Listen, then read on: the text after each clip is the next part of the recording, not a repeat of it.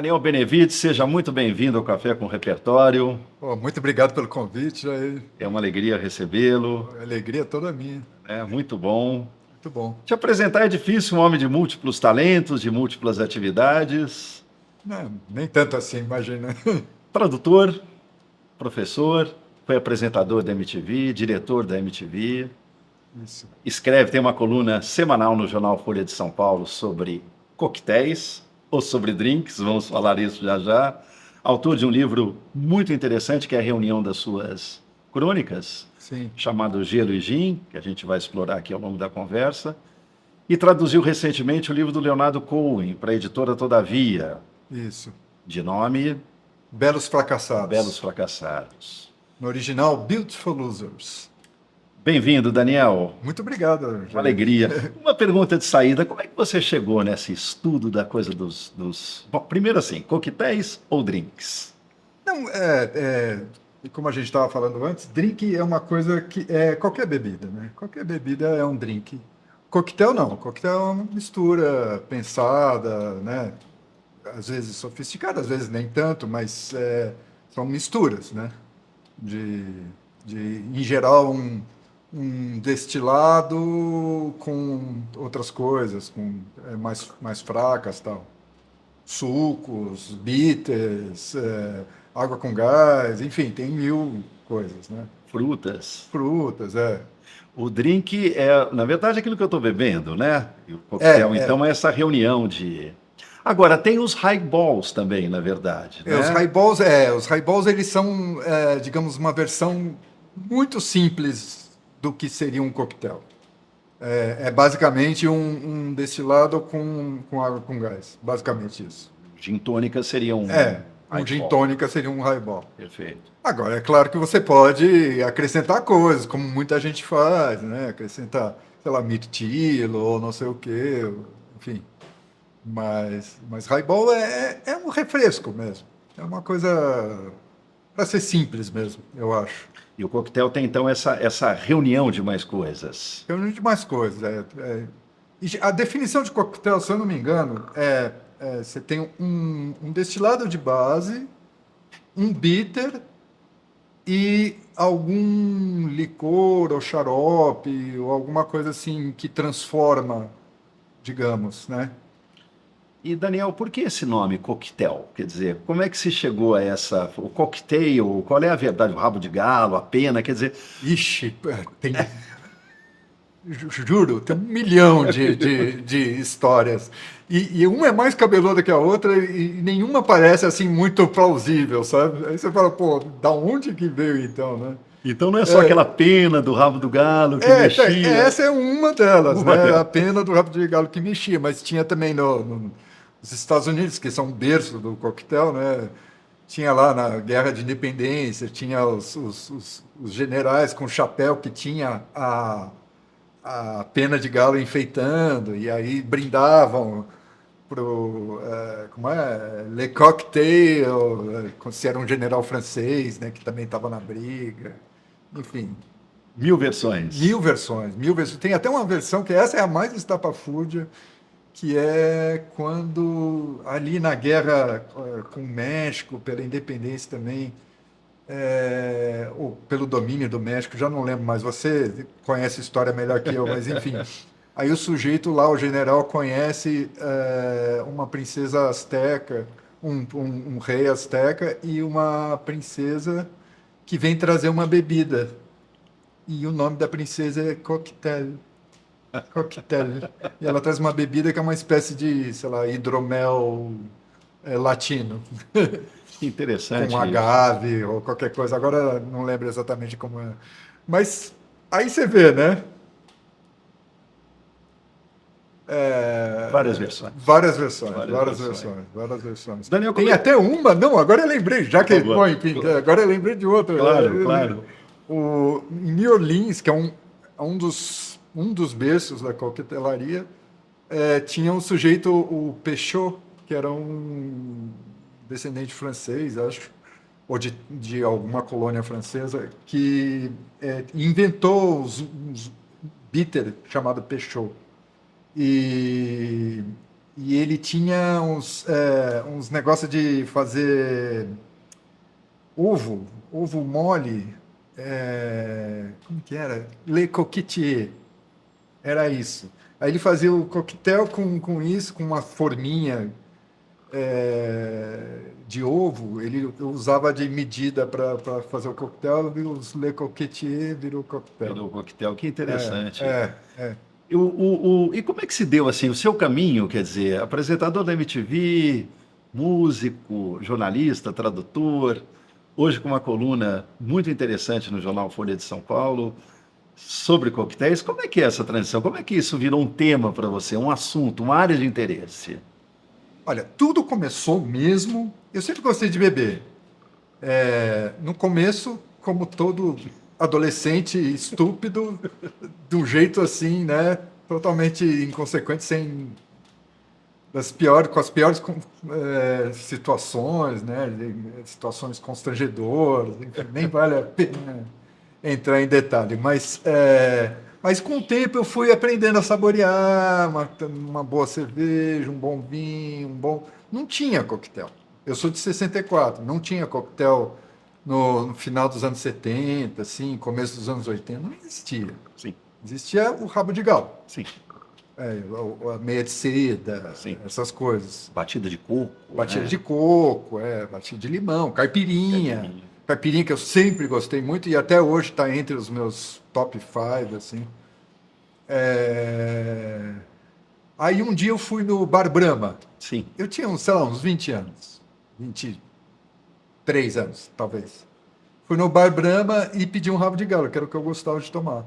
Aí o garçom falou, olha, posso até te trazer um rabo de galo, mas eu te sugiro fazer uma coisa diferente.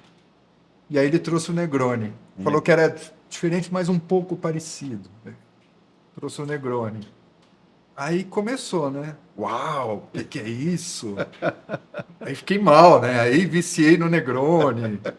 Aí fui para os Estados Unidos, aí comprei um livro que tinha todas as receitas, sabe, de coquetéis. Aí comecei a procurar os ingredientes, não tinha. Porque esse negócio de coquetel mesmo, como a gente está vivendo agora, é uma coisa de 20 anos para cá.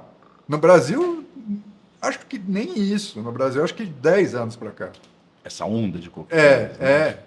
Nos Estados Unidos começa ali em 85, 90, com o Dale DeGroff, o Ballroom Room lá que ele tem em Miami,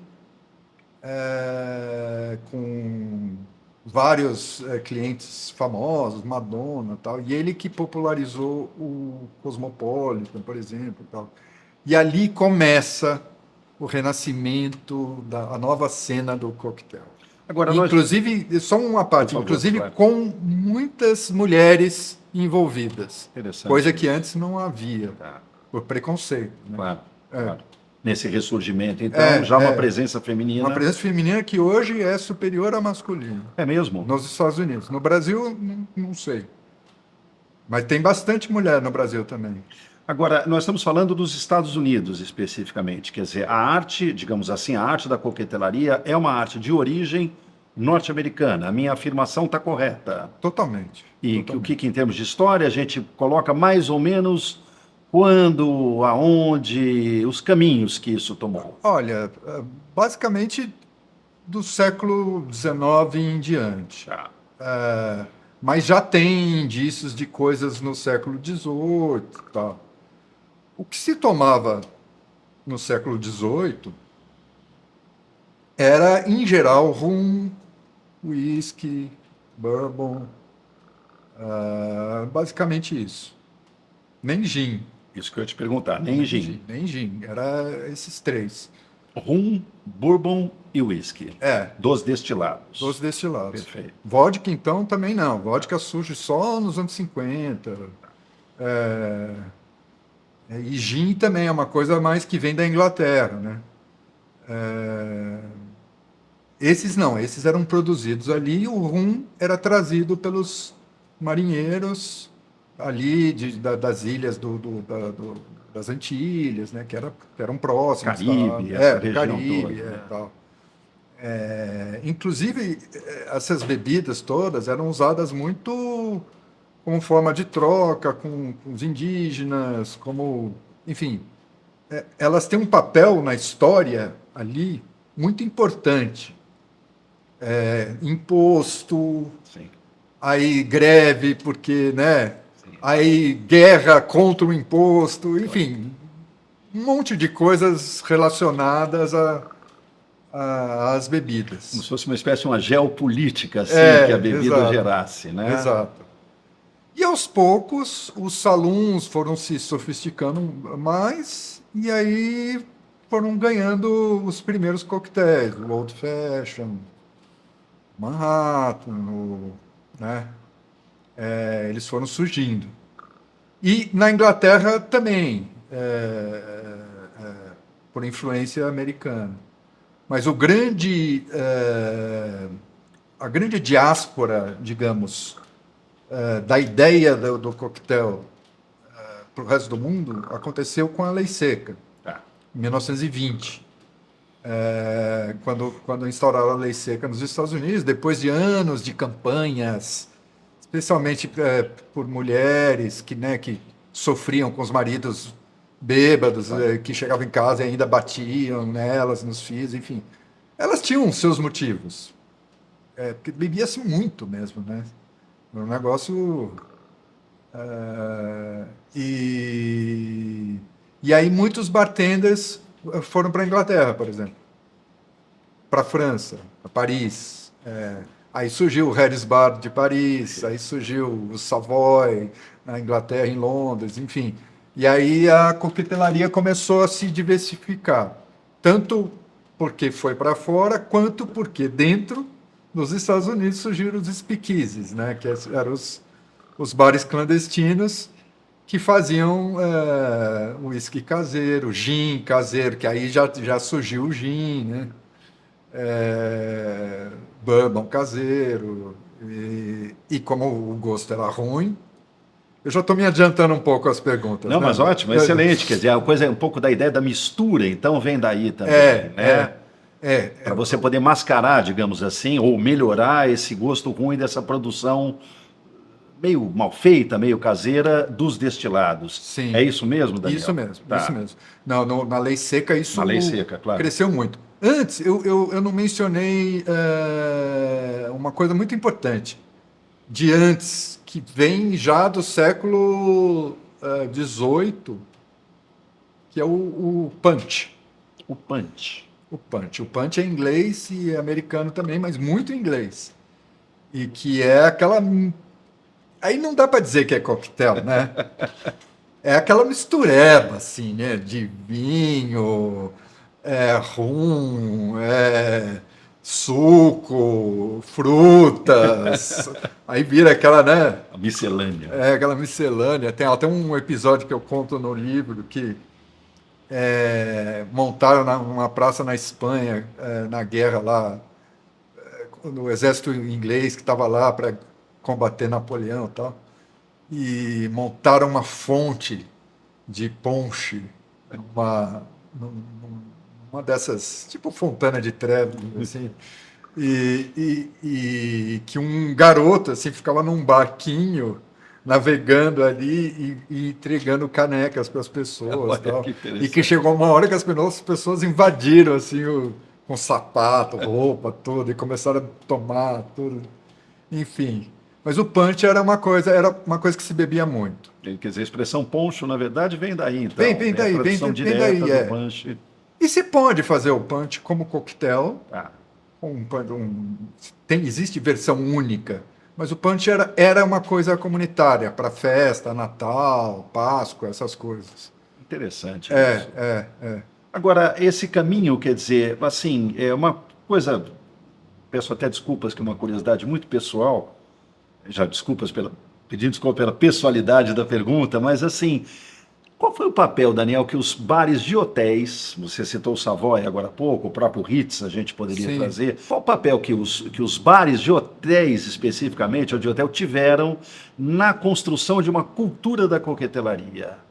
Pô, sabe que eu nunca parei para pensar nisso, mas agora que você falou, realmente os bares de hotéis têm uma importância muito Eles grande. têm uma tradição Tem longa uma nisso, tradição. né? Aqui mesmo em São Paulo, a gente tem o Frank Bar no Maxud, que era a referência da coquetelaria antes de começar essa onda de coquetel. Já tinha lá o Frank Bar, Frank's Bar, né? Em homenagem ao Frank Sinatra, ao né? Frank Sinatra, exatamente.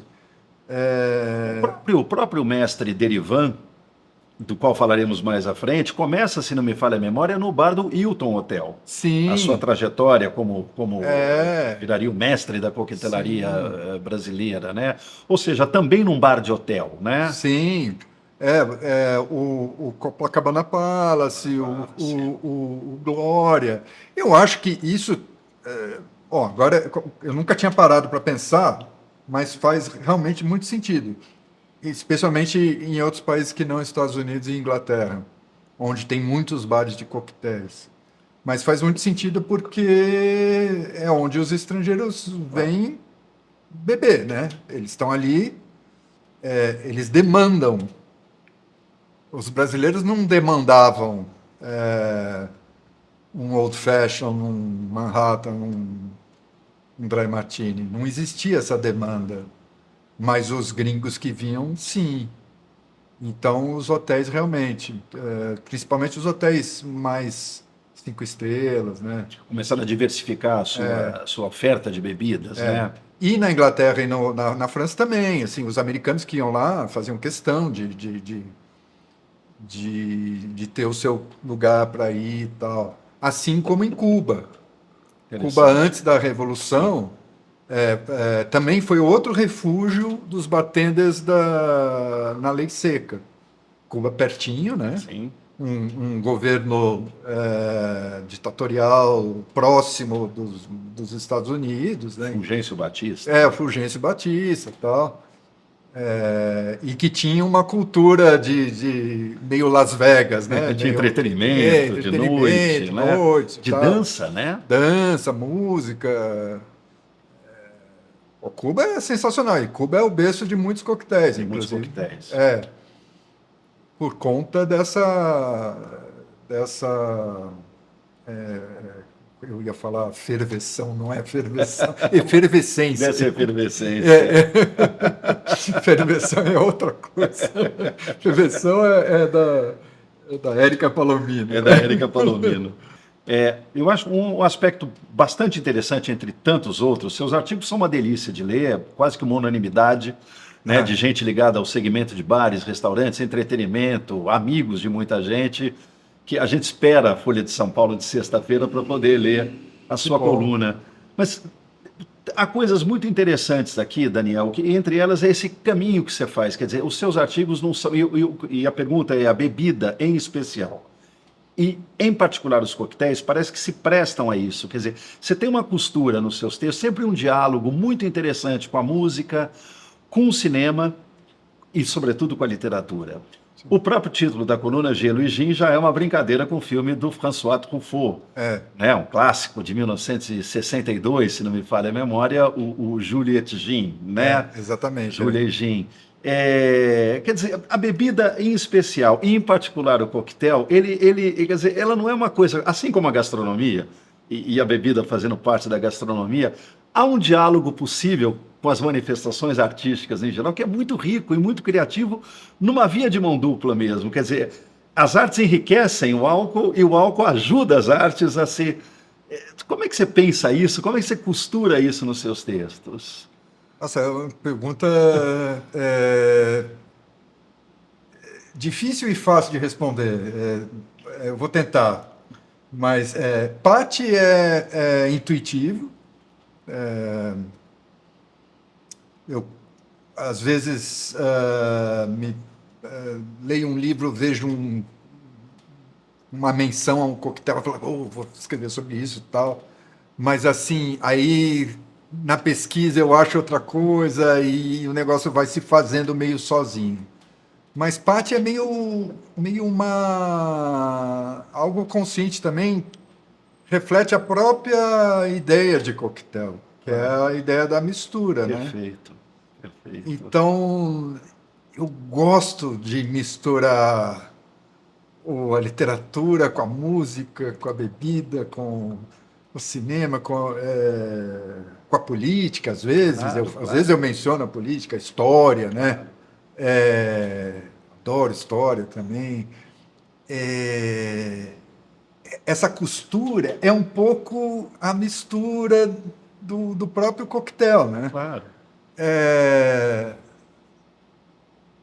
agora, tem também, quando eu falei intuitivo, é porque eu acho que tem uma intenção não muito declarada, nem autodeclarada, que é uma coisa que eu fui percebendo, assim, que eu querer fazer uma coisa diferente, assim, sabe? Primeiro, assim, não é um texto sobre aquele coquetel. Exatamente. É um texto, Sim, é uma crônica, sei lá. isso. Que por acaso desemboca num coquetel, com uma receita e tal. Mas é um pouco. Às vezes nem é a coisa mais importante. A receita. Muitas vezes não Exatamente. A receita está ali meio como. Quer dizer, ela faz parte, mas há se você me permite a palavra, uma espécie de um deslocamento de significante, Sim. né? Incorporando personagens, trazendo histórias, uma espécie de uma colagem de referências, né? Que é sempre muito. E a palavra é essa mesmo, saborosa de ser lida. Exato. Isso tem a ver muito com o fato de eu ter muitos interesses. Tradutor, músico, diretor da MTV. Eu sempre fui inquieto, sempre, assim, claro, a literatura talvez seja o meu maior interesse. Minha casa é absolutamente abarrotada de livros, é um negócio. Meus amigos vão lá e falam: Nossa, parece um sebo, tem livro no chão, sabe? Claro. Eu entendo bem disso. Eu leio o tempo inteiro, enfim, minhas filhas leem o tempo inteiro. É uma coisa muito de família. Você até brincou, né? Que a sua família não bebe tanto, mas minha família lê muito. Lê muito, troca livro o tempo inteiro, sabe? Que é uma outra forma de se embriagar também. Outra forma. Exatamente. A palavra talvez seja uma palavra um pouquinho vulgar, mas não tanto. É tesão. Tudo acho que se resume a tesão. É o tesão por aquela história, por aquele livro, por aquele autor, por aquela música, sabe? E aí junta com o prazer, o tesão pela bebida. Eu não queria eu queria fugir da ideia do jornalismo, de um texto que é sobre um assunto que vai começo, meio e fim, lead, sabe? Queria fugir disso. Claro. Porque eu estava um pouco cansado, depois de tanto tempo no jornalismo, de escrever textos muito que acabavam caindo numa fórmula. Claro. Então, é comum eu começar do jeito mais estranho, contando uma cena de um filme, ou dando uma opinião já de cara, você nem sabe sobre o quê, né? Claro. Mas eu gosto de jogar esses ganchos inesperados, sabe? Esses deslocamentos, né? Esses deslocamentos, exatamente. Que o texto vai criando, né? Quer dizer, eu sempre tenho a impressão, assim, são várias impressões que os seus textos passam, todas muito gostosas, assim, muito ricas, né?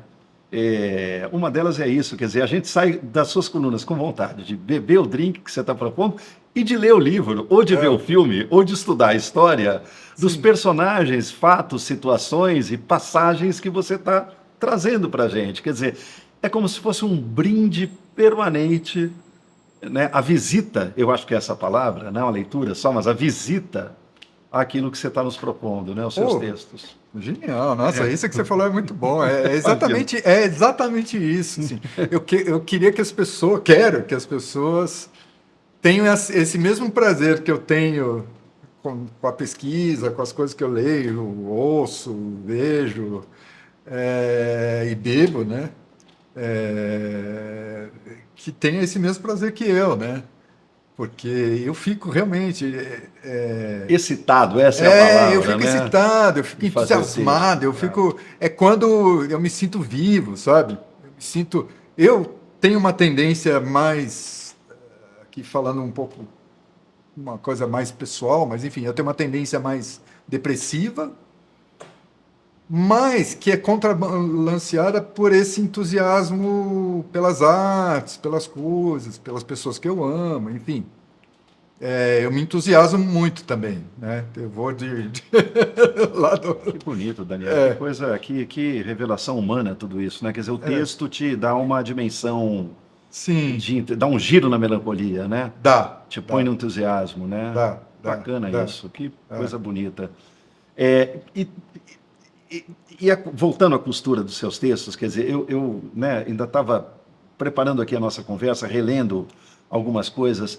Falávamos agora há pouco sobre o João Antônio, mas isso, o texto sobre o Proust, o Marcel Proust, o texto sobre o João Bosco Aldir Blanc, o texto sobre o Lupicínio Rodrigues, o texto sobre o Paulo Mendes Campos, quer dizer, tem uma coisa que é interessante, você traz o autor, o escritor, o compositor, o músico, o cineasta, o personagem, mas a própria estrutura do seu texto, de alguma maneira, ela também dialoga com o estilo daquela pessoa que você está trazendo. Quer dizer, Sim, não é só uma questão de conteúdo, mas é também um movimento da própria forma, abrindo uma conversa muito rica, né, numa crônica de jornal, mas que traz essa vontade que a gente está, como eu disse, não apenas de beber o drink, mas também de conhecer essa pleiade, essa gente toda que você está pondo aqui junto, dentro de um copo aqui com a gente, né?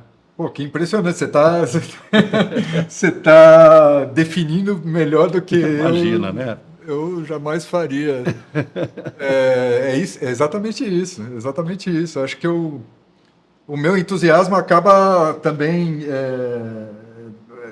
dialogando um pouco com aquele autor. Eu busco brincar com as coisas do jeito que ele pensava, do jeito que ele fazia as coisas. É um pouco isso mesmo. Eu me lembro do texto que você faz sobre citando o Roberto Bolanho, dizia assim, olha, Bolanho é um banquete de sabores, de bebidas, de possibilidades gastronômicas e de bebidas, né? Você abre o texto sobre o Roberto Bolanho, colocando essa já trazendo, olha, o Bolanho é tudo isso. Exatamente, exatamente. Eu me lembro. Esse é um bom exemplo. Assim, eu sou fissurado no Bolanho. Bom, eu e a torcida do Flamengo, mas enfim. E aí eu quero dizer, pô, meu, esse cara é sensacional, sabe? Mas eu não quero dizer esse cara é sensacional. Claro. Eu quero, sem dizer isso, eu quero que a pessoa sinta isso, Sim, né? sim. Agora, Daniel, assim, a coisa mais, vamos dizer assim, folclórica dessa nossa conversa aqui, os grandes bebedores da literatura, os grandes personagens bebedores e os grandes autores bebedores, para ficar na literatura no primeiro momento, quem são? Quer dizer, qual é o personagem que de fato era o rei da bebida em termos de coquetelaria e dos autores, aquele que de fato mais enxugou os copos na história da literatura? Olha, todos ou americanos ou ingleses, né? Sobretudo esses. Bom, Hemingway, claro. Sim. Acho que Hemingway é o que mais bebia e o que mais diversificava as suas bebidas também. Ele experimentava de tudo. Existe um livro, inclusive, sobre todos os coquetéis que o Hemingway menciona nos seus livros, tanto nos romances quanto nos contos, ou nas reportagens, enfim. É impressionante, é coisa pra caramba. O Fitzgerald, evidentemente, porque estava sempre junto ali, né? Nós estamos falando aqui de Ernest Hemingway e de F. Scott Fitzgerald. Exatamente, né? exatamente. O Great Gatsby, todo mundo bebe, enfim. No Hemingway, em Paris, é uma festa, todo mundo bebe. A maravilhosa, sensacional Dorothy Parker. Dorothy Parker, que é um caso curioso, porque ela era abstêmia. Aí foi se entregando a bebida aos poucos, e aí virou completamente. Bom, enfim, é um pouco triste, virou alcoólatra, mas bebia muito, bebia por prazer e por necessidade. Na Inglaterra, o Dickens, Charles Dickens, século XIX. Charles Dickens dizia-se, inclusive, que ele era um bartender caseiro, assim, de primeira, assim, fazia muitos punches para os amigos, vinha para os Estados Unidos, ia para os Estados Unidos, ia para os Estados Unidos e se encantava, descobria ali os novos coquetéis e tal. Mark Twain era outro, Edgar Allan Poe. O Barril do Amontilado. Exato, Edgar Allan Poe gostava de sherry, justamente. Morreu também em circunstâncias ligadas ao álcool, mas ali foi uma história mais complicada, né? Na literatura brasileira, quem que você colocaria assim como os grandes, digamos assim, escritores que celebraram o ato de beber, a bebida? Acho que é o J. Blanc, né? Bastante. Mas na literatura, digo primeiro. Na literatura? Bom, o Aldir também tem um conjunto de crônicas muito interessante, né, além de compositor. Na literatura, Paulo Mendes Campos, né, que eu já falei. E a gente pode pôr o Paulo Mendes Campos aqui numa categoria... Eu acho que ele é um cronista, mas eu acho ele... Eu sou muito fã dele. Não que... Eu estou meio que sugerindo que crônica é menor, não é isso, mas que crônica às vezes é muito feita ali, na correria do jornal, tal, e parará, parará. Não é o meu caso, porque a minha é semanal, né? Mas ele tem uma categoria, ele imprime um caráter poético e existencial ali que é impressionante. Mas quem mais? Deixa eu pensar. João Antônio, né? João Antônio. Que na literatura brasileira não é muito coquetel, né? Não é muito coquetel, né? Em geral, assim, é cachaça, Sim. rabo de galo de vez em quando, mas é cachaça, né? E cerveja, chopp, cerveja. Não tem, é difícil encontrar outras. Interessante. Tem uísque, tem bastante, assim, em obras, sei lá, do. Paulo Mendes Campos, né? Celebra muito uísque, no Carlos Heitor Conino, naquele outro. Como era o nome dele? Fausto Wolff, que eu gosto muito. Isso. Eu tive até uma banda chamada A Mão Esquerda, por causa do livro dele, que é maravilhoso. Tem muito. O João Antônio a gente já falou. Essa geração dos anos 60 e 70, aqueles que escreviam histórias policiais, o Rubem Fonseca, claro. O Sérgio Santana. Em geral, autores, né? Mas a Clarice Lispector também, né? Falava, acho que mais nas crônicas, né? Ela também gostava de algo. De um esquinho, né? Daniel, me diga uma coisa, assim, a gente, assim, né, voltando aqui aos coquetéis, os clássicos, né? Quer dizer, o que faz um coquetel, o que faz o Dry Martini virar o Dry Martini? O que faz o Negroni, de alguma maneira, começar a ser um dos coquetéis mais pedidos hoje em dia, né? Depois eu quero comentar, digamos assim, os aspectos mais técnicos dessa história que a gente conversava aqui em off, mas no começo, o que faz um coquetel um clássico, assim? Por que o Dry Martini virou o Dry Martini? O cinema tem uma importância disso? Não tem? É a especificidade da bebida, quer dizer, o que eleva um coquetel à categoria de clássico? Essa é uma boa pergunta. Eu acho que a longevidade, né? Quer dizer, se ele permaneceu relevante por muito tempo, ele vira um clássico, né? Mas por que ele permaneceu relevante por muito tempo? O Dry Martini é um caso curioso, né? O Dry Martini praticamente nem é coquetel, né? Porque tem gente que quase não põe o vermute, né? Então é praticamente gin puro. Mas eu acho que tem ali, eu chutaria, tá? Que a elegância do Dry Martini é muito sedutora. Aquela taça é linda, aquele líquido transparente, aquela azeitona espetada, sabe? É uma obra de Art Deco, assim, Claro. né? E que remete sei lá, a um glamour cinematográfico, talvez, muito grande, assim, remete muito fortemente.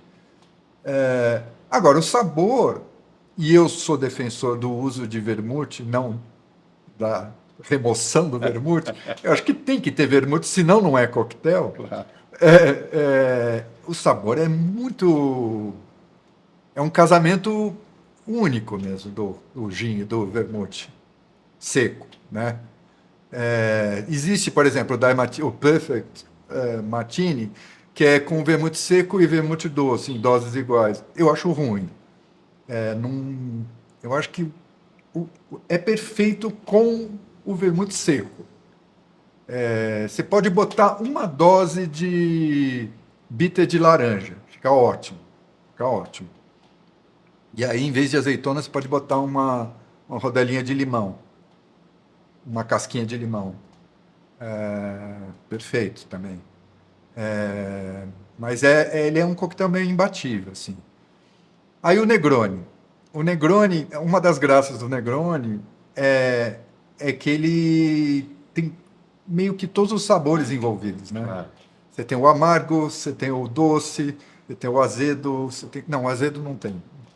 Mas você tem vários sabores. E ele é muito simples de fazer, assim como o Dry Martini.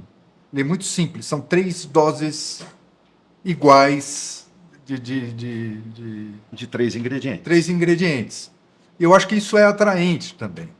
Você conseguir fazer com muita facilidade um coquetel. Acho que isso transforma a caipirinha também, é muito simples, né? É um clássico. Você soca lá o limão que você cortou, põe açúcar, gelo, né? E dá uma mexida e está pronto.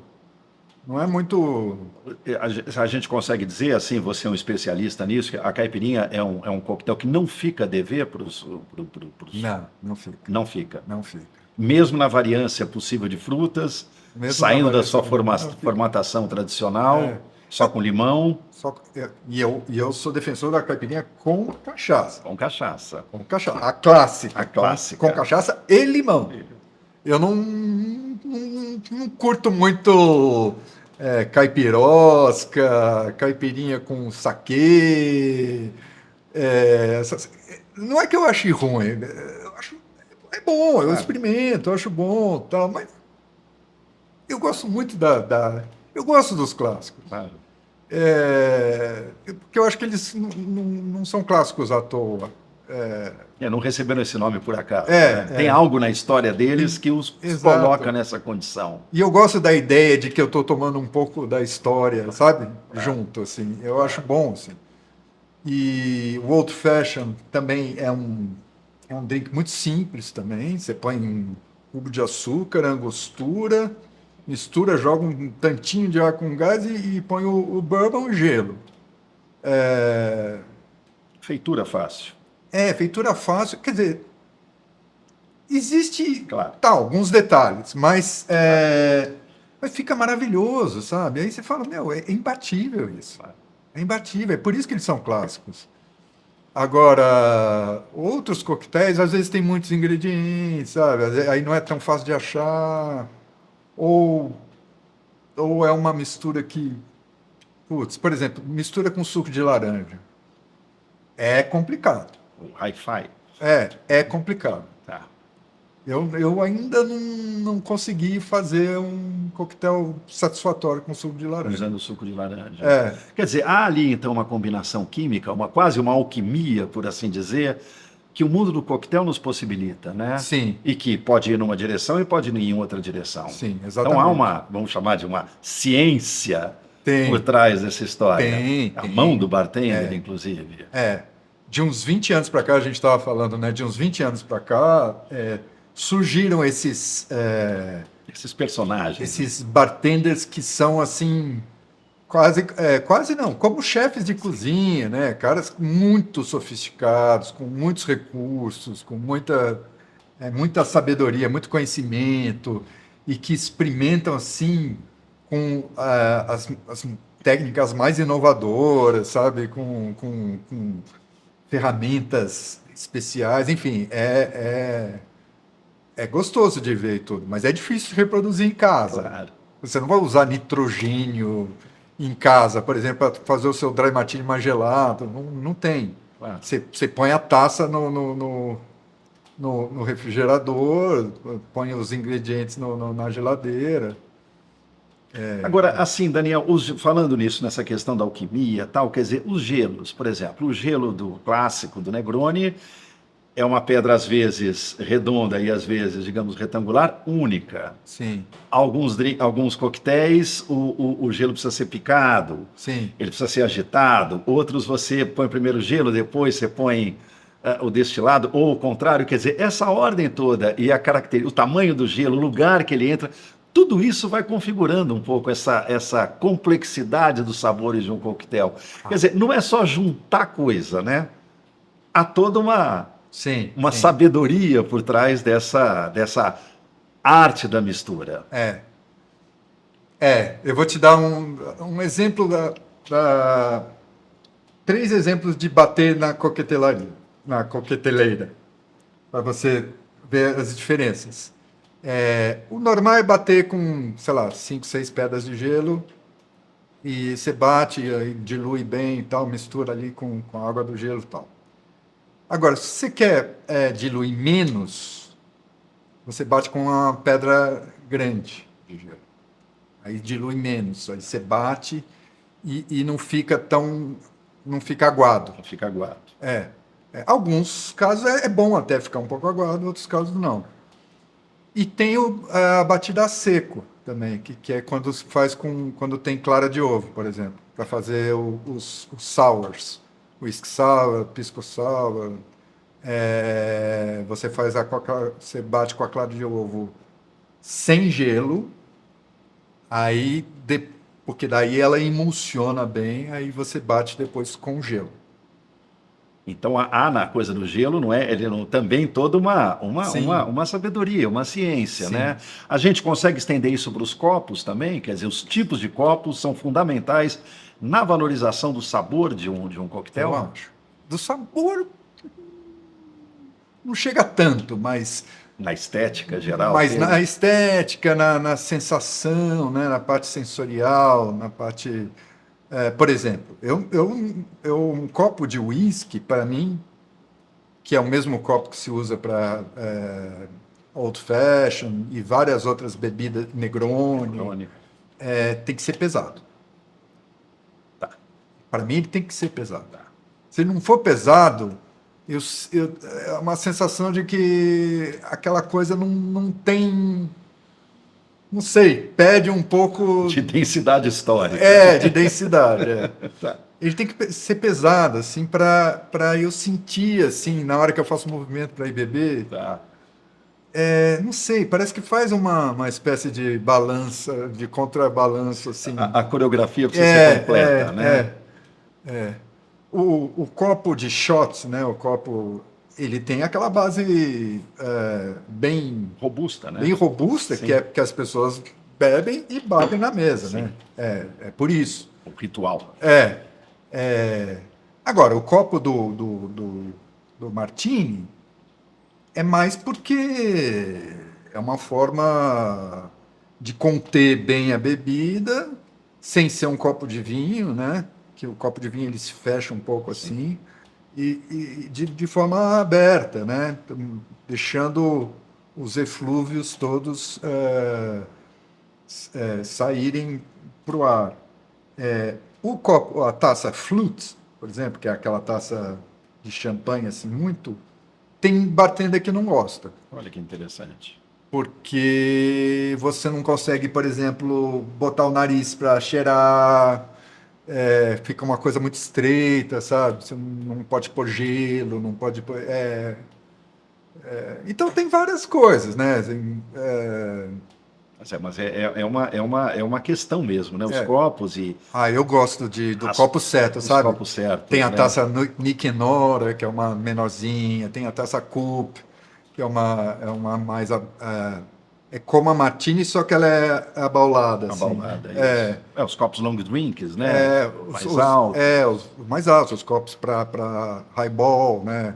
Os copos para highball, né? Aliás, Gin os copos tônica, para highball, eles têm que ser daquele jeito, não sim, tem outra opção. outra opção.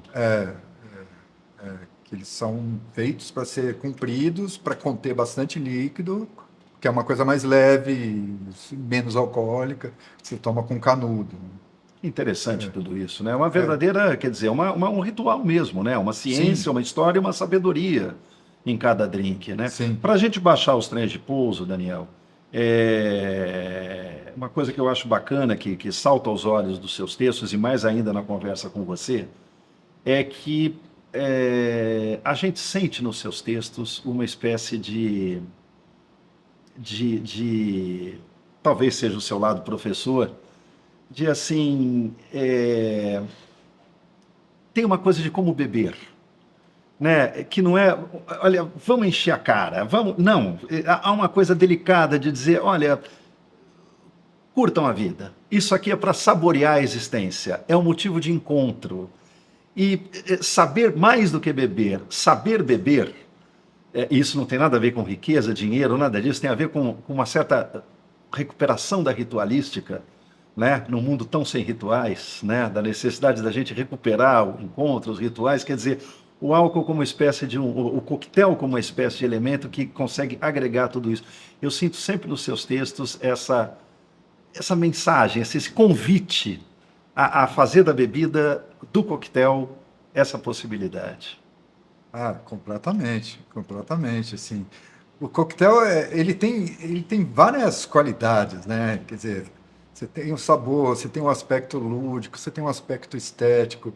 Ele é agregador, como você falou, né? É uma delícia você tomar o coquetel com uma pessoa que você ama, com seus amigos, sozinho, Né? como o Buñuel fazia, de sentar no escurinho do bar e ficar lá pensando sobre a vida e as mulheres que amei, para citar o Bandeira. É, Então, o coquetel tem tudo isso, né? É gostoso por exemplo, você estar no bar, sentar na frente do bartender e ver ele preparando na sua frente, né? Ver as garrafas, tudo aquilo brilhando, aquelas cores todas. Não sei, tem realmente é uma sensação assim de prazer e de um momento de brilho especial na vida, assim, né? Que transporta a gente, né? Transporta a gente para uma alegria, ou às vezes para um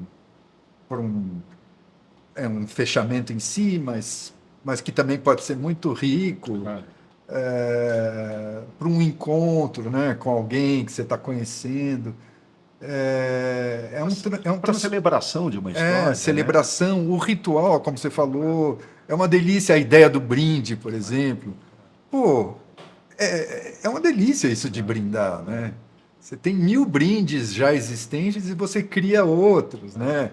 A saúde, pô, quer coisa melhor do que Faz brindar a saúde. exatamente. Centane, né? Brinda, né? Que nem os italianos brindam, que você viva 100 anos, né? E tem 1000 outros